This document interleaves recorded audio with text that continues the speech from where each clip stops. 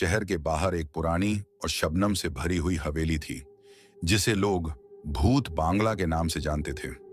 काफी सालों से वहां कोई नहीं गया था और सभी उस जगह से दूर भागते थे। ऐसे में एक दिन एक जवान लड़का रोहन, जो नए शहर में आया था, उसने सोचा कि उस हवेली का राज जानना चाहिए।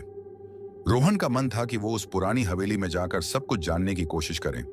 उसने अपने दो दोस्तों मीरा और अरविंद को साथ लिया और एक रात उनको हवेली की तरफ रवानी दी। जब वो हवेली के करीब पहुंचे तो हवाओं में एक अजीब सी ठंडक थी। जैसे ही उन्होंने हवेली के दरवाजे को धक्का दिया, एक पुरानी घंटी की आवाज सुनाई देने लगी, जो किसी ने नहीं चलाई थी। दरवाजा धीरे से खुल गया और अंदर का अंधेरा उन्हें घबराहट दे रहा था। मीरा ने कहा, रोहन, मुझे ये जगह बिल्कुल ठीक नहीं लगती। लेकिन रोहन ने उसे कहा, डर मत, हम बस राज ढूंढ रहे हैं। अंदर जाने पर उनको देखा पुरानी दीवारें, एक अनजान सी खुशबू और पुरानी छत के नीचे खाली कमरे थे। तभी एक भारी आवाज सुनाई देने लगी, जैसे कोई किसी को पुकार रहा हो। जब रोहन ने ज्यादा झंझने की कोशिश की, उसने देखा कि एक पुरानी फोटो वाली दीवार के पास एक सफेद रूह उड़ते हुए थी। हमें रूह का चेहरा धीरे धीरे रोहन की तरफ बढ़ने लगा। उस रूह की आंखों में एक अजीब सी उदासी थी। रोहन का दिल थामा और उसने रूह से कहा, तुम कौन हो? रूह ने कुछ देर बाद जवाब दिया, मैं एक बेचैन रूह हूं। मेरा नाम आरती है।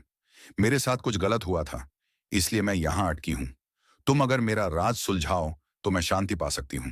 रोहन ने हमसे रूह की बात सुनी और उसकी हवेली के पुराने पत्र और लिखाई की जांच करना शुरू की। धीरे धीरे रोहन को पता चला कि आरती एक समय में इस हवेली की मालिक थी, लेकिन उसकी मौत एक बड़ा धोखाधड़ी से हुई थी। उसका प्यार उसे धोखा देकर भाग गया था और आरती का दिल टूटा था। इसलिए उसकी रूह हमेशा हवेली में अटकी थी। रोहन ने उस रहस्य का हल निकाला और आरती को उसकी मौत के बाद की कहानी सुनाई। जैसे ही आरती ने अपना पूरा राज सुना और अपने प्यार से मुक्ति पाई, रूह ने रोहन का शुक्रिया कहा और शांति की तरफ चल पड़ी। उस रात के बाद वो हवेली फिर से शांत हो गई। रोहन और उसके दोस्तों ने वहां से वापस आकर सबको ये कहानी बताई। हवेली के अंदर का रहस्य अब सबको समझ में आ गया था। और वहाँ पर जाने पर कोई नहीं डर रहा था।